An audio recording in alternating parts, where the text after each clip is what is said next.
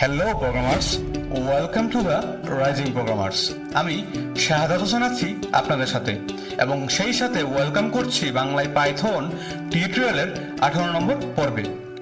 গত পর্বে আমরা দুইটা প্রবলেম সলভ করেছিলাম, কিভাবে 3 ডিজিটের নাম্বারগুলোকে রিভার্স করতে হয় এবং কিভাবে একটি সংখ্যার অঙ্কের যোগফল বা সবগুলা ডিজিটের যোগফল করতে হয়, এইসব কিছু দেখেছিলাম এবং বোঝার চেষ্টা করেছিলাম। সুতরাং যারা আগের পর্বটি দেখেননি প্লিজ দেখে নেবেন। যাই হোক, আমরা আজকের পর্বে শিখব পাইথনে কিভাবে দুইটা ভেরিয়েবলকে সোয়াপ করতে হয় বা কিভাবে দুইটা ভেরিয়েবলের মানগুলোকে একে অপরের সাথে বিনিময় করতে হয়। তো চলুন শুরু করে ফেলি আমাদের আজকের পর্বটি।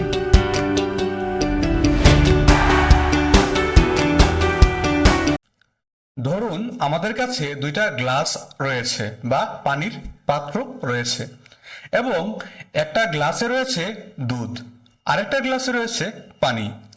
এখন আমরা চাইতেছি যে যে গ্লাসে পানি রাখা আছে ওইটাতে দুধ রাখবো, আর যেটাতে দুধ রাখা আছে ওইটাতে পানি রাখবো। মানে আমরা বিনিময় করতে চাচ্ছি।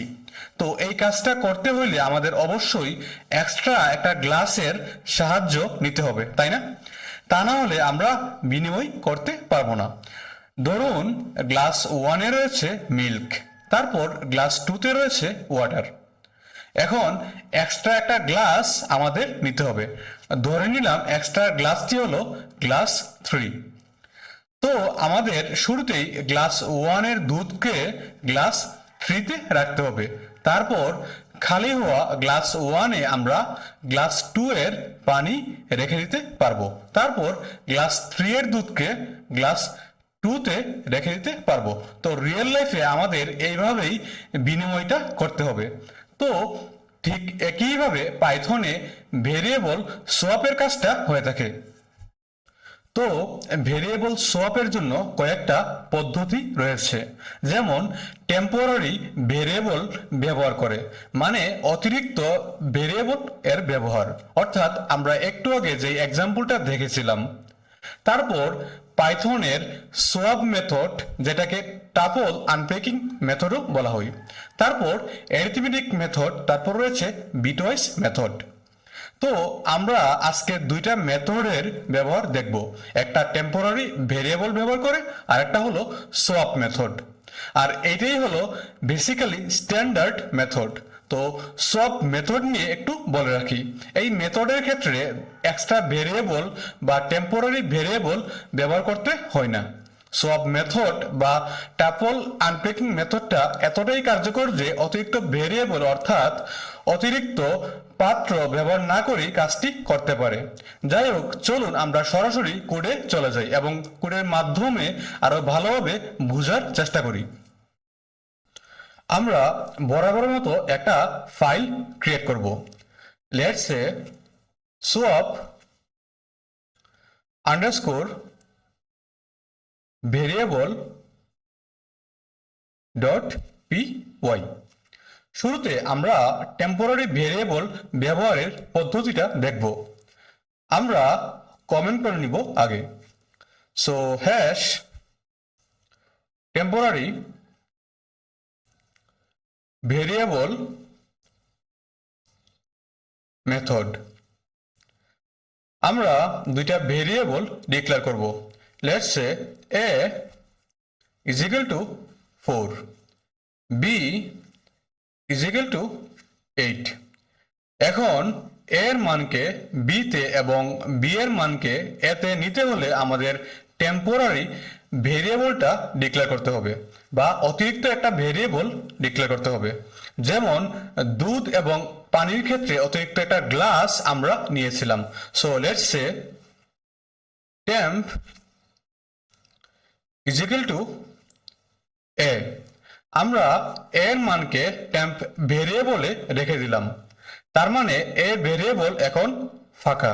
সো এখন বি এর মানকে এ তে রেখে দিব।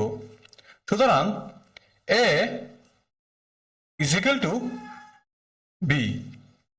এখন বি উপরের ভেরিয়েবল ফাঁকা, আমরা বি ভেরিয়েবলে এর মানকে রেখে দিব, যেটা টেম্প ভেরিয়েবলে রয়েছে। So B is equal to temp. এই তো হয়ে গেছে। চলুন এখন আমরা দুইটা ভেরিয়েবলকে প্রিন্ট করে নিই। সো প্রিন্ট, আমরা লিটারাল স্ট্রিং ইউজ করব। So A is equal to, আমরা একে বসিয়ে দিলাম। তারপর print B is equal to, আমরা বি কে বসিয়ে দিলাম। আমরা সেভ করে টার্মিনালটা ওপেন করব। আমরা লিখলাম Python swap underscore variable dot py। তো আমরা দেখতে পাচ্ছি দুইটা ভ্যালু সোয়াপ হয়ে গেছে, অর্থাৎ বি এতে চলে এসেছে। শুরুতেই এর ভ্যালু ছিল 4, এখন 8 হয়ে গেছে।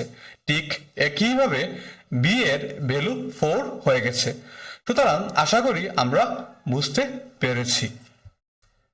এখন আসুন পরের মেথডটাতে আমরা চলে যাই। আমরা আগের কোডগুলোকে কমেন্ট করে ফেলি। তো এই মেথডের ক্ষেত্রে আমাদের এক্সট্রা ভেরিয়েবল বা টেম্পোরারি ভেরিয়েবল ডিক্লেয়ার করার দরকার নেই। শুরুতে আবারও দুইটা ভেরিয়েবল ডিক্লেয়ার করতে হবে। Let's say x is equal two 10, তারপর ওয়াই ইজ ইকুয়াল টু 20। এখন আমাদের সব মেথড অ্যাপ্লাই করতে হবে। So x comma y is equal to y comma x। এই তো আমাদের ভেরিয়েবল সোয়াপ ডান। কত সহজ, তাই না? এক লাইনে আমরা কাজটা করে ফেললাম এবং এটা খুব দ্রুত কাজটি করে দিবে। চলুন আমরা প্রিন্ট করে নেই। সো প্রিন্ট, আমরা এর ভিতরে লিটারাল স্ট্রিং ইউজ করব। So x is equal to, আমরা x ভেরিয়েবলটাকে বসিয়ে দিলাম। তারপর প্রিন্ট, তারপর এর মধ্যে y ইজ ইকুয়াল টু, আমরা y কে বসিয়ে দিলাম। আমরা সেভ করে নিলাম। তারপর Python swap underscore variable dot py, আমরা এন্টার প্রেস করলাম। এই তো আমরা দেখতে পাচ্ছি x এবং y এর ভ্যালু সোয়াপ হয়ে গেছে। x ইজ ইকুয়াল টু 20 এবং y ইজ ইকুয়াল টু 10। সুতরাং আশা করি পাইথনে কিভাবে দুইটা ভেরিয়েবল সোয়াপ করতে হয় আমরা ভালোভাবে বুঝতে পেরেছি।